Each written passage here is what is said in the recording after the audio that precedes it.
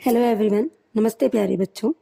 आज हम सुनेंगे नए साझेदार के प्रवेश की आवश्यकता क्यों होती है या नए साझेदार को फर्म में शामिल करने के क्या कारण हैं।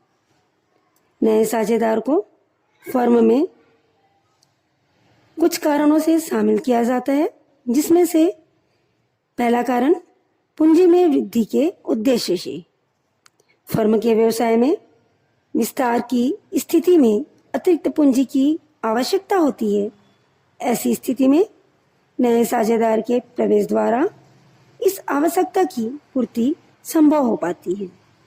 दूसरा, कार्यकुशलता में वृद्धि के उद्देश्य से किसी विशिष्ट व्यक्ति की फर्म के व्यवसाय से संबंधित विशिष्ट योग्यता है, अर्थात किसी विशिष्ट व्यक्ति में फर्म के व्यवसाय से संबंधित यदि विशिष्ट योग्यता है जिसके आधार पर फर्म की व्यवसाय की कार्यकुशलता और ख्याति में वृद्धि हो सकती है, तब हम साझेदार को फर्म में प्रवेश दे सकते हैं। तीसरा, फर्म के व्यवसाय में विस्तार के उद्देश्य से। फर्म के व्यवसाय में विस्तार होने की दशा में फर्म के कार्य संचालन के लिए अतिरिक्त कर्मचारियों की आवश्यकता होती है। अतिरिक्त कर्मचारियों के स्थान पर साझेदारों की नियुक्ति द्वारा फर्म की इस आवश्यकता की पूर्ति की जा सकती है।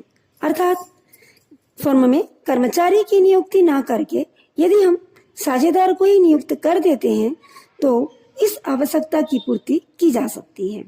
अगला, फर्म की प्रगति के लिए, फर्म की प्रगति एवं ख्याति के लिए भी फर्म में नए साझेदारों को प्रवेश दिया जा सकता है। नेक्स्ट, प्रतियोगिता कम करने के उद्देश्य से। फर्म के व्यवसाय से संबंधित किसी अन्य व्यक्ति को फर्म का साझेदार बनाकर फर्म के व्यापारिक प्रतिद्वंद्विता को समाप्त किया जा सकता है।